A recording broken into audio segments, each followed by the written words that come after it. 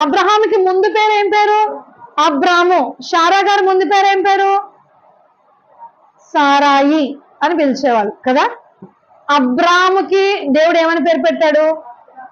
అబ్రహాము. సారాయిగా ఉన్నటువంటి ఆమెను సారాగా దేవుడు ఆమెకు నామకరణం చేశాడు. అయితే నిన్నటి వరకు లోకానుభవాలు, లోకంతోనూ లోకస్తులతోనూ బంధుమిత్రులతోనూ రకరకాలైనటువంటి దేవునికి దూరంగా ఉన్నటువంటి అబ్రామును దేవుడు పిలుచుకొని దేవునికి సమీపస్తుడిగా అబ్రహాముగా మార్చాడు. అదొకటైతే పిల్లలు లేదు, ఎన్ని ఆశీర్వాదాలున్నా ఇటువంటి ఆశీర్వాదంతో సాటి రానటువంటి అబ్రామును దేవుడు ఎలాగ మార్చాడు? పిల్లలు కనే విధంగా అబ్రహాముగా దేవుడు మార్చాడు. హల్లెలూయా.